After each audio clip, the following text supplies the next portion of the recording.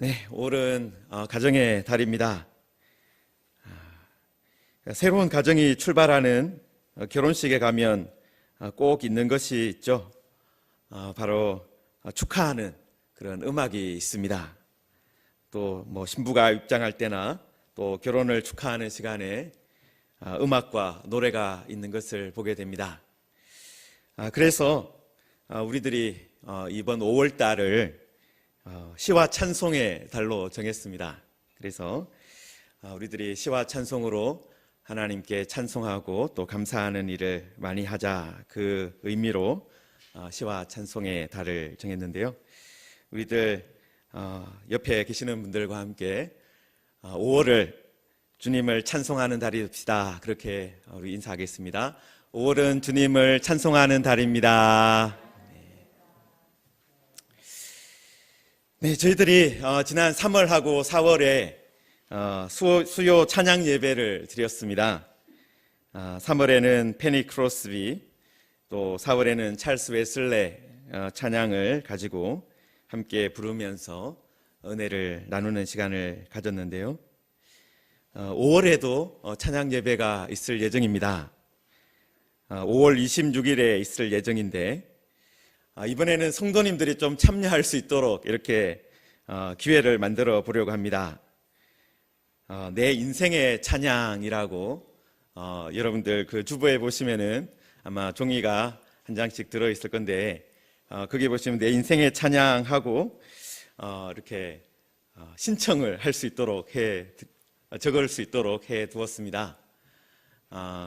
여러분들께서 내 인생의 찬양이 무엇인가 좀 생각을 해 보시고 그것을 적으셔서 이렇게 1층 게시판에 붙일 수 있는 곳이 있습니다. 거기다가 붙여주시면은 저희들이 함께 또 인생의 찬양을 함께 나눌 수 있는 그런 기회를 가지려고 합니다.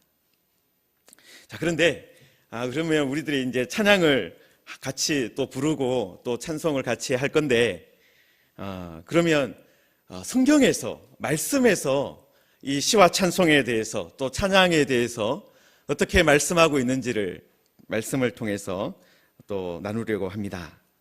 여러분, 오늘 우리가 읽은 16절 말씀에 시와 찬송과 신령한 노래를 부르며 라는 이런 대목이 나오죠. 그러니까 시와 찬송과 신령한 노래를 부르는 것이 이 초대교회에서도 어떤 일이었다는 것입니까? 아주 중요한 일이었다라는 것이죠.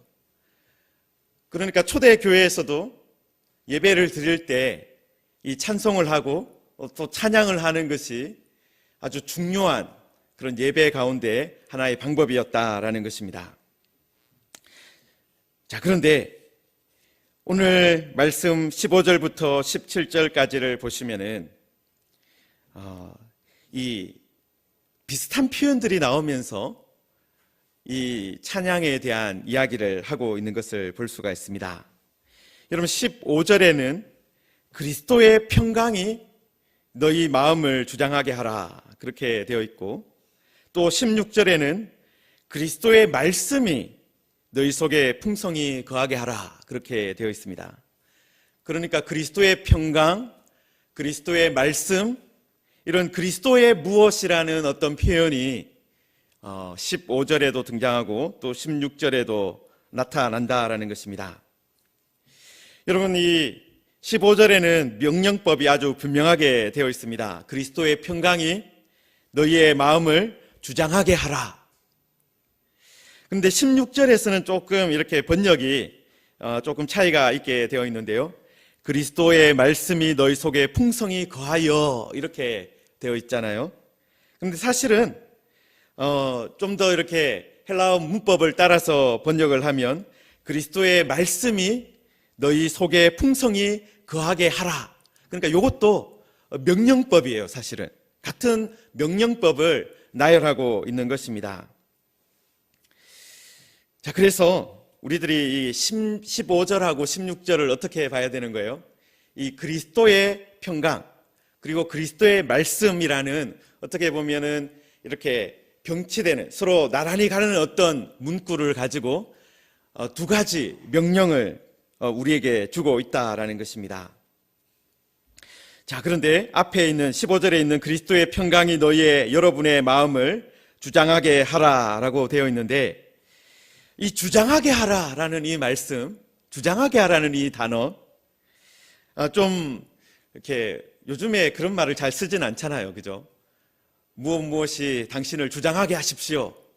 성경에서는 사용되는 말이지만 우리 일상적으로는 그렇게 많이 사용하지 않는 것 같습니다. 여러분, 이 말은 재판하게 하라, 판단하게 하라라는 그런 표현입니다. 여러분, 요즘에 우리 사회에 갈등이 참 많이 있습니다. 여러 가지 사건이나 분쟁이 일어나면 결국은 어떻게 합니까? 결국은 그런 사건이나 문제를 어디에 가지고 가서 해결을 받으려고 합니까? 이 법원에 가지고 가서 판결을 받으려고 합니다. 심지어는 이 교회 안에서 일어나는 분쟁이나 문제도 요즘에는 어디로 가져갑니까? 결국은 법원으로 가지고 가요. 옛날에는, 좀 예전에는 사회법정에 교회의 문제를 가지고 가지 말자라는 어떤 공감대가 있었는데, 지금은 교회 안에서 일어나는 문제들도 다 이 사회법정에 가지고 가서 판결을 받습니다. 그만큼 어떻게 하는 거예요? 이 세상의 법정을 인정하는 것이죠. 세상의 법정에서 어떤 개인적인 어떤 감정이라든지 어떤 누구의 입김을 받지 않고 무엇을 기준으로 판단하고 있다라고 믿기 때문입니까? 법을 기준으로 해서 그래도 판단을 내린다라고 생각하기 때문에 법원을 신뢰를 하는 것입니다. 여러분, 그런데 법원의 법관들도 때로는 어려움을 겪는 경우가 있다라고 합니다. 법원의 법관들은 어떤 문제를 겪느냐 하면은, 이 법이 제대로 만들어져 있지 않으면 처벌을 하고 싶어도 제대로 처벌을 할 수 없다라는 거예요. 법이 제대로 없으니까 우리 모든 사람들의 감정은 어떻습니까? 저 사람은 유죄야, 죄가 있어라고 생각을 하고, 그리고 저런 죄를 지으면, 저런 잘못을 했으면 한 적어도 한 10년은 감옥에서 있어야 될 것 같은데 어떻게 되는 거예요? 법이 제대로 만들어져 있지 않으니까 1년, 2년, 그리고 집행유예로 풀려나고 그런 일들이 일어나는 것입니다. 여러분, 그런데 왜 그런 문제가 사실은 생깁니까? 법관들이 자기 기분이나 감정을 따라서 판결하지 않기 때문에 그래요. 여러분, 법관들도 어떻습니까? 감정이 있잖아요. 화가 나잖아요. 그 화가 나는 만큼 판결하고 싶겠죠. 그런데 법관들은 어떻게 하는 거예요? 자신의 기분이나 감정에 따라서 하는 것이 아니라 법조문에 이렇게 되어 있으니까 이렇게 판결한다, 그렇게 하는 거죠. 여러분, 그렇게 철저하게 어쨌든 법에 따라서 판결을 하기 때문에 사회의 대부분의 사람들이 이 법원의 판결을 존중하는 것입니다. 자, 그래서 이 법원의 판사가 어떤 판결을 내리게 되면 그 판결로 인해서 어떻게 됩니까? 일단 한번 있었던 그런 분쟁이나 문제들, 그런 것들이 어쨌든 마침표를 찍게 되는 것이죠. 여러분, 그리스도의 평강이 너희 마음을 주장하게 하라라는 이 말씀은 그리스도의 평강이 무엇이 되어야 된다라는 것입니까? 여러분의 재판장이 되어야 된다라는 것입니다. 그리스도의 평강이 여러분의 재판장이 되어서 판결을 내리게 하라는 것입니다. 여러분, 우리들의 마음, 여기에 그리스도의 평강이 너희 마음을 주장하게 하라라고 되어 있는데, 여러분, 우리의 마음은 어떤 곳입니까? 우리의 마음은 감정과 갈등과 이렇게 감정의 변화와 갈등의 소용돌이 가운데 놓여 있을 때가 참 많이 있습니다.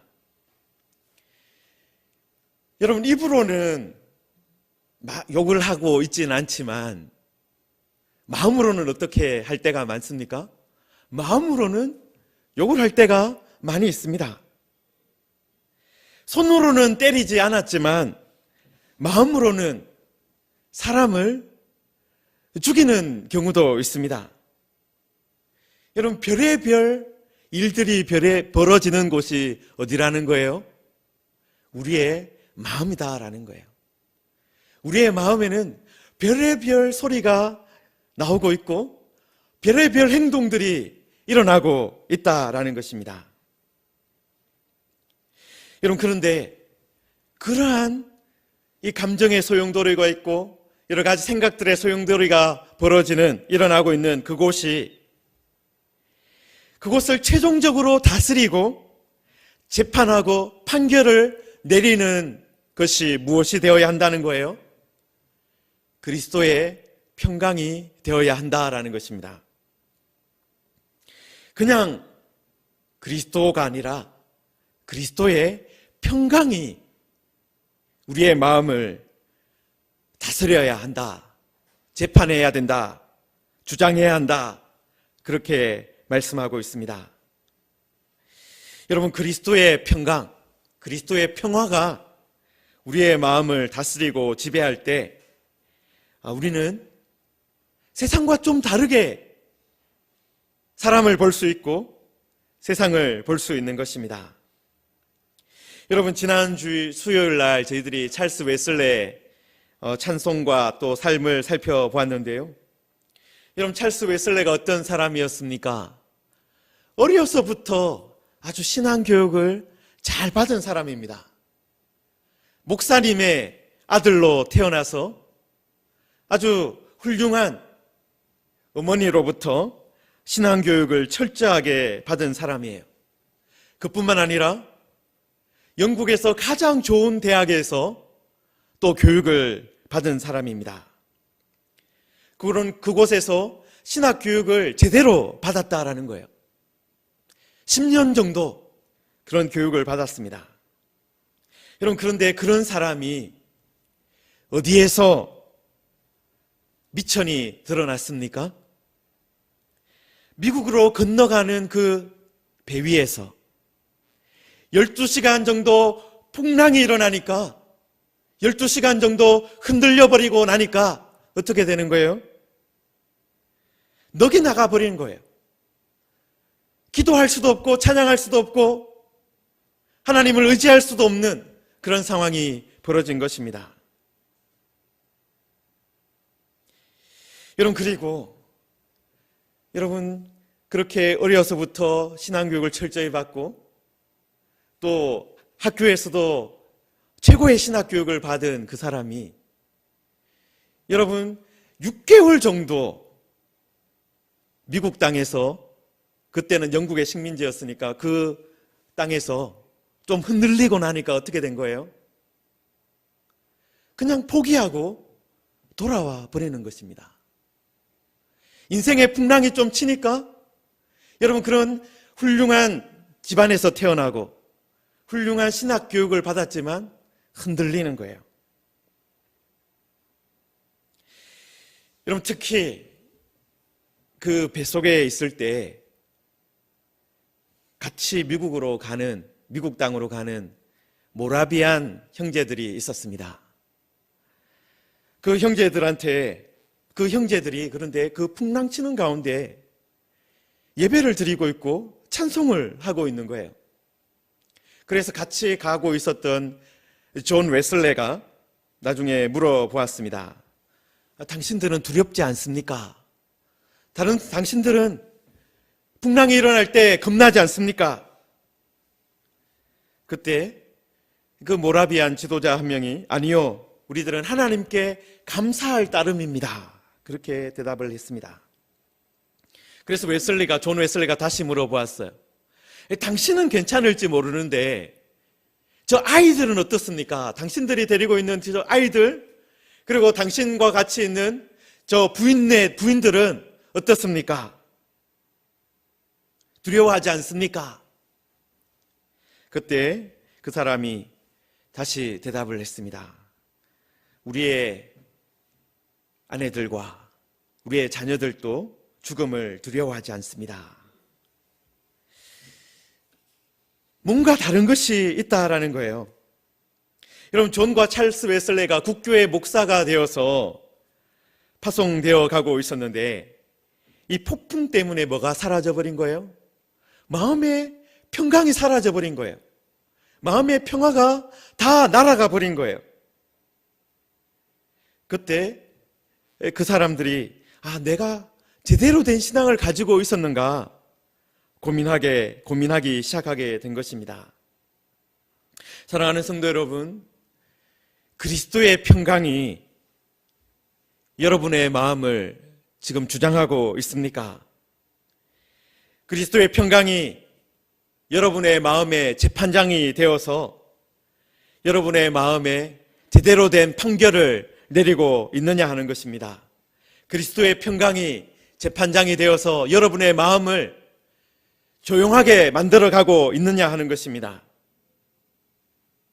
단순히 그리스도를 안다, 그리스도를 믿는다라고 말하는 정도가 아니라 그리스도의 평화가, 그리스도의 평강이 내 마음을 다스리고 있습니다. 그리스도의 평강이 내 마음의 재판장이 되었습니다. 그렇게 말할 수 있느냐 하는 것입니다. 여러분, 그리스도의 평강이 우리의 법관이 되어서 제대로 다스리고 있느냐, 주장하고 있느냐, 그것을 어떻게 알 수 있을까요? 여러분, 15절 마지막에 보시면은요, 너희는 또한 감사하는 자가 되라라는 표현이 있습니다. 여러분, 우리가 그리스도의 평강이 우리를 다스리는, 우리를 재판하는 그 일이 일어나고 있으면 어떻게 된다는 거예요? 우리가 감사하는 사람이 된다라는 것입니다. 여러분, 우리가 감사하고 있지 않다면 무엇을 할 수가 있습니까? 우리의 마음이 제 마음대로 놀고 있구나. 그리스도의 평강이 우리의 마음을 주장하고 있지 않구나.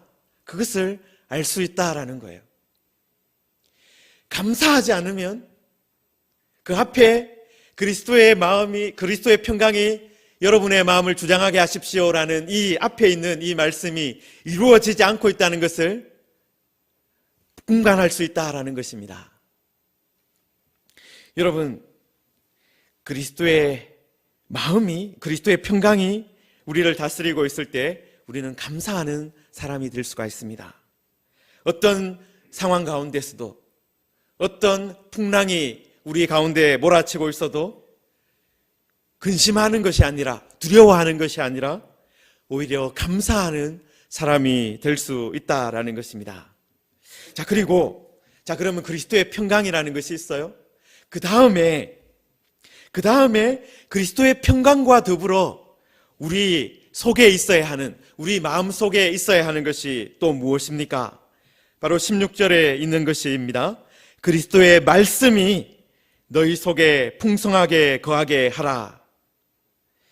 여러분, 그리스도의 말씀, 이 그리스도의 말씀이라는 표현이 성경에 여러 번 등장할 것 같지만 딱 한 번 등장하는 표현입니다. 하나님의 말씀이라든지 이런 표현이 많이 있어요. 그렇지만 그리스도의 말씀이라는 이 표현은 어떻게 보면 성경에서 아주 드문 표현 중에 하나입니다. 그런데 이 그리스도의 말씀이라는 것이 결국은 무엇이겠습니까? 그리스도께서 전하신 말씀이라는 거겠죠. 그리스도의 복음이라는 그런 표현일 것입니다. 그리스도께서 우리를 위해서 죽으시고 부활하셨고 지금 또 하늘에서 우리를 다스리고 계신다. 그리고 온 세상을 새롭게 하기 위해서 다시 오실 것이다. 그것을 말씀하는 겁니다. 여러분, 그런 말씀이, 그리스도의 말씀이 어디에 어떻게 해야 된다라고 말씀하고 있는 거예요? 우리 속에 거해야 한다. 여러분, 이 거한다라는 표현이요, 집에 있는 것을 표현할 때 사용하는 말입니다. 그리스도의 말씀이 어디에 있어야 된다는 거예요? 우리 속에 집에 있는 것처럼 있어야 한다라는 것이죠. 하나님의 이 그리스도의 말씀이 우리의 내면이, 우리의 마음에 주인처럼 있어야 된다, 그 말을 하는 것입니다. 겉으로 드러난 행동뿐만 아니라 우리의 마음 깊이 제대로 뿌리를 내리고 있어야 된다, 그 말을 하고 있는 것입니다. 여러분, 지금 우리들이 아주 놀라운 현상을 하나 보고 있는 것이 있는데요. 여러분, 우리들 1층의 교회 로비에서 올라오시면서 죽은 것 같았던 나무를 하나 보셨을 겁니다. 여러분, 그런데 이 한겨울에 1월 한 중순쯤에 아주 추울 때 얼어버렸어요. 나뭇잎이 다 떨어지고 죽어버렸습니다. 여러분, 그런데 지금 내려가셔서 한번 보시면은 거기에서 뭐가 나고 있습니까? 새싹이 다시 돋아나고 있어요. 여러분, 그 말은 무슨 말이겠습니까? 나무가 다 죽지는 않았었다라는 말을 하는 거죠. 어디가 살아있었다는 거예요? 뿌리가 살아있었고, 그 나무, 그 안쪽에, 나무 안에 그 물을 빨아들이고 있는 그 관들은 죽지 않았었다, 그 말을 하고 있는 것입니다. 여러분, 내면이, 그 속이 살아있으니까 생명이 다시 살아나는 것입니다. 생명이 다시 돋아나는 것입니다. 여러분, 하나님의 말씀, 그리스도의 말씀이 속에 있으면 어떻게 되는 거예요? 결국은 생명이 나타나게 되는 겁니다. 생명이 표현되게 되는 것입니다. 여러분, 그리고 사도 바울이 이 그리스도의 말씀이 어떻게 되어야 된다 말씀하고 있습니까? 거하는데 그냥 거하는 것이 아니라 풍성하게 거해야 한다, 그렇게 말씀하고 있습니다. 여러분, 이 풍성한다는 것은 결국은 이 넘치도록 있어야 된다, 이 말을 하고 있는 것입니다. 그리스도의 말씀이 우리를 변화시키기 위해서 어느 정도의 말씀이 있어야 되느냐? 그리스도인답게 우리가 살아가기 위해서 어느 정도의 말씀이 있어야 되느냐? 어떤 상황 가운데에서도 두려워하지 않고 감사하며 살아가기 위해서 어느 정도의 말씀이 있어야 되느냐? 풍성하게 있어야 된다, 말씀을 하고 있는 것입니다.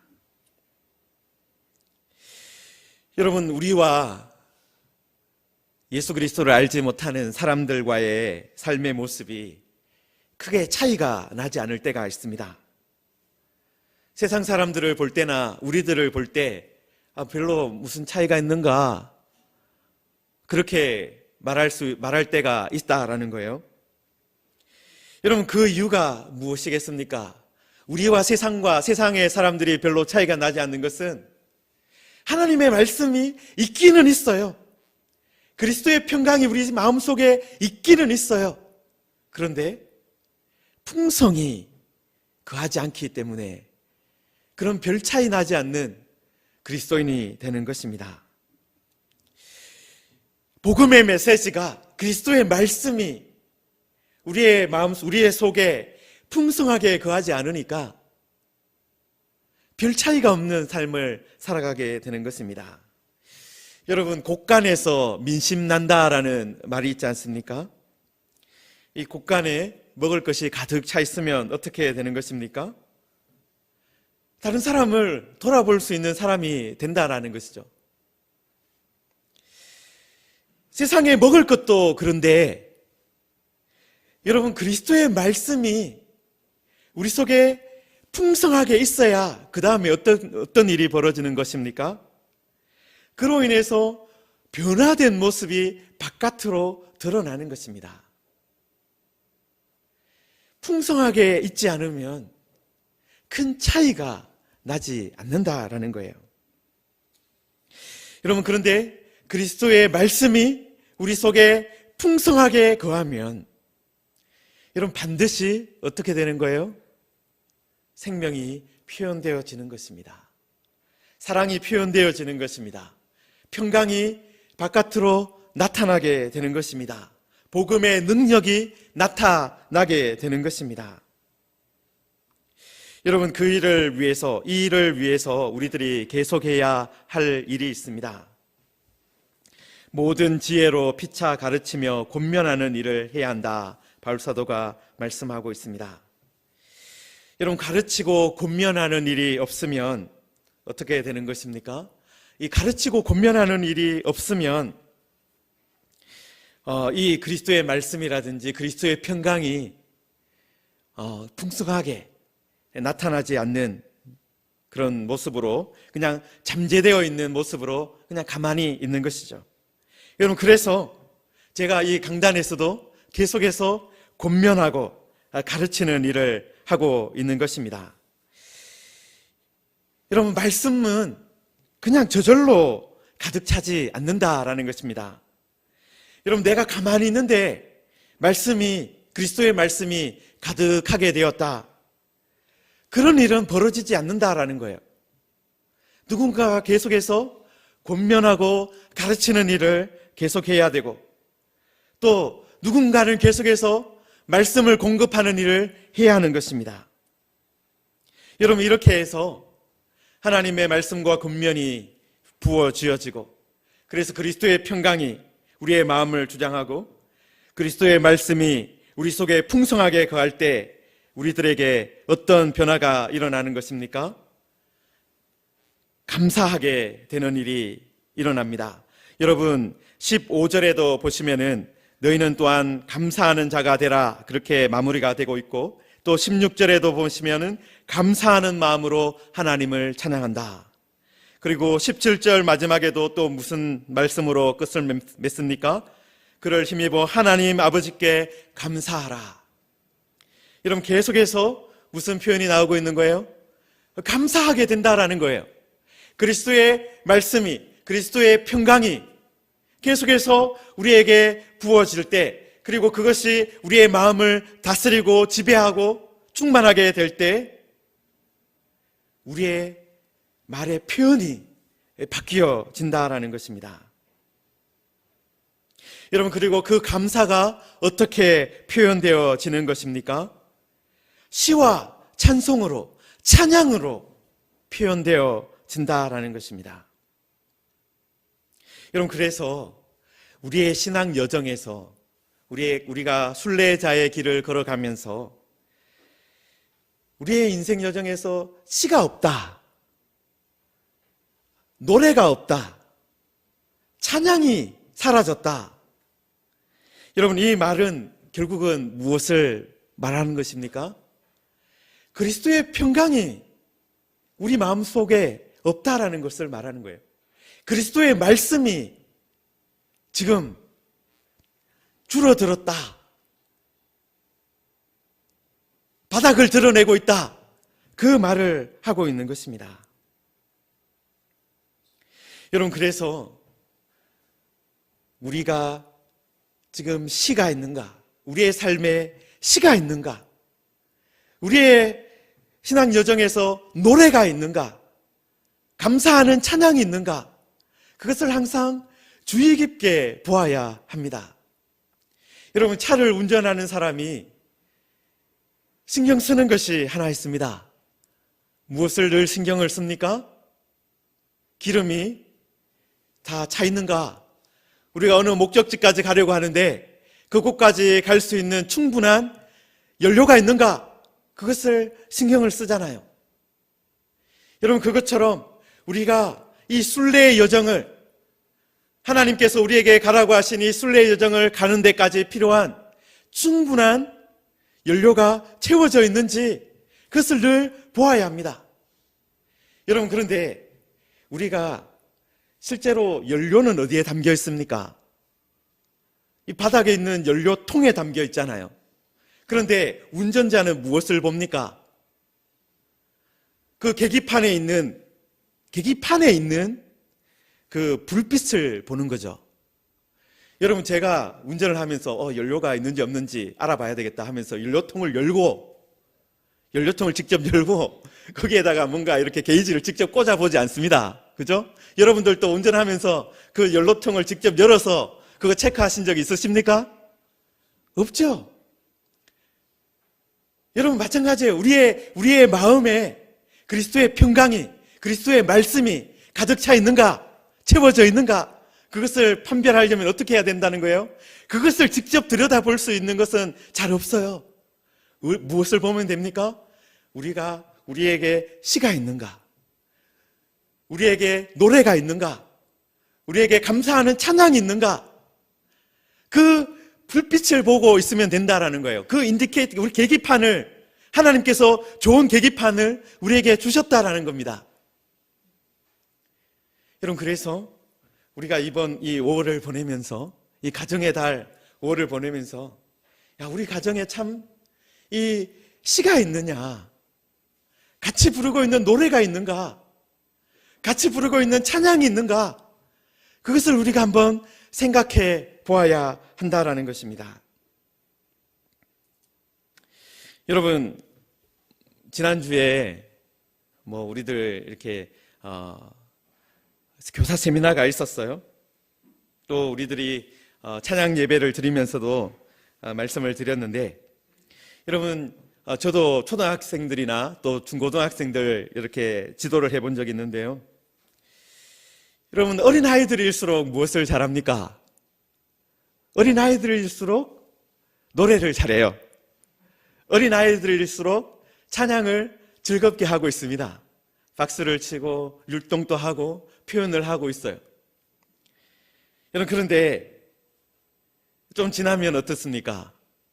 이 초등학생, 고학년이 되고 중고등학생이 되면 더 이상 춤을 추어도 앞에서 기타를 쳐도 노래하지 않고, 건반을 쳐도 노래하지 않고, 드럼을 쳐도 반응하지 않는 그런 시기가 됩니다. 여러분, 왜 그럴까요? 저도 여러 가지 생각을 해봤는데요. 여러분, 어릴 때는 어떻습니까? 어릴 때는 마음의 크기가 그렇게 크지 않은 것 같아요.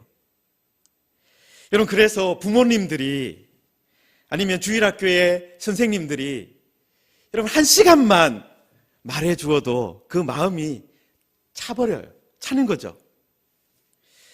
하나님의 말씀으로 조금만 가르쳐도 그 아이들의 마음은 어떻게 되는 거예요? 그것이 찬다라는 거예요. 여러분, 그런데 아이들이 좀 자라면 어떻습니까? 몸만 자라는 것이 아니라 마음의 크기도 급격하게 자라요. 초등학교 고학년이 되고 중고등학생이 되면 어떻습니까? 마음이 아주 커져요. 인생의 고민을 하기 시작합니다. 내가 어떻게 살아야 될지 고민을 하기 시작하는 거예요. 여러분, 그런데 그 아이들이 이제 마음의 크기는 많이 커졌는데 여전히 주일학교에서는 그 아이들 붙들고 얼마 정도 말씀을 가르칩니까? 똑같이 30분이에요. 가정에서도 어떻습니까? 똑같은 시간, 아니면 그보다 오히려 더 바빠져서 더 말씀을 같이 나누는 시간이 줄어들어 버립니다. 여러분, 그러면 자연스럽게 어떻게 되겠습니까?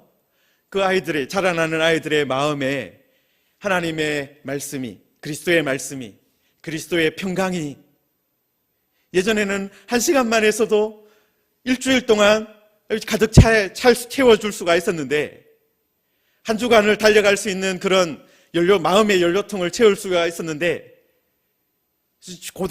초등학생, 고학생이 되고 중고등학생이 되고 대학생이 되고 나니까 어떻게 되는 거예요? 차지가 않는 거예요. 그러니까 아이들이 이 고등학생이 되고 중고등학생이 되면 찬양도 없어지고 감사도 없어지고 아무 말도 하지 않는 그런 메마른 시기가 시작되는 것입니다.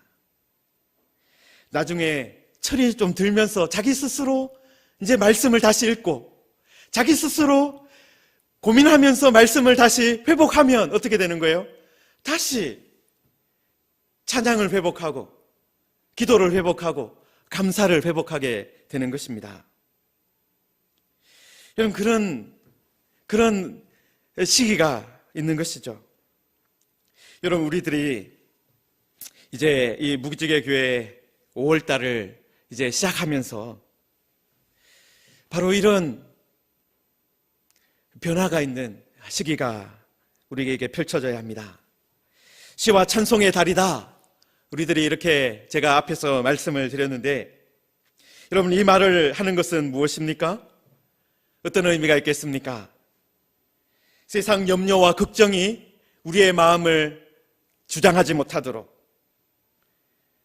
세상의 근심이 우리의 마음속에 가득 차 있지 않도록 하겠다. 그 결심을 하는 것과 같습니다.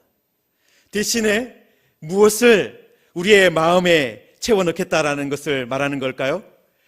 그리스도의 말씀을 채우겠습니다. 그리스도의 평강을 채우겠습니다. 그 결심을 하는 것입니다. 돈과 쾌락이 우리를 주장하지 않도록, 세상의 염려와 걱정이 우리를 지배하지 못하도록 그것은 일단 막아두고, 하나님의 말씀이, 그리스도의 말씀이, 복음의 말씀이, 그리고 그 복음이 그리스도께서 우리에게 주시려고 했던 그 평강이 우리의 마음속에 계속해서 공급되어질 수 있도록 하겠다. 바로 그 결심을 하는 것입니다. 여러분, 오늘이 5월 2일입니다. 두 번째 날입니다. 여러분, 아직까지 5월이 많이 남아 있습니다. 지금부터 그리스도의 평강을, 또 그리스도의 말씀을 채워 갑시다. 우리의 생각과 마음을 다른 것이 아니라 말씀으로, 평강으로 채워갈 때, 그것을 계속 가지고 권면하고 가르칠 때, 여러분, 우리 가정에서 어떤 변화가 일어나겠습니까? 시와 찬송이, 감사로 찬양하는 일이 일어나게 될 것입니다. 여러분, 나중에 마지막 순간에는 우리가 시를 쓰고 있을 수도 있잖아요. 여러분, 지금은 메말라서 아무것도 하지 않는데 5월 말에 우리가 시를 쓰고 있을 수도 있습니다. 이 시를 가지고 누군가가 찬송을 만들어 줄 것을 기대하면서 그런 일을 하고 있을 수도 있다라는 것입니다. 여러분, 이런 변화가 우리의 가정에서, 그리고 여러분의 마음속에서 일어나기를 주님의 이름으로 축원합니다.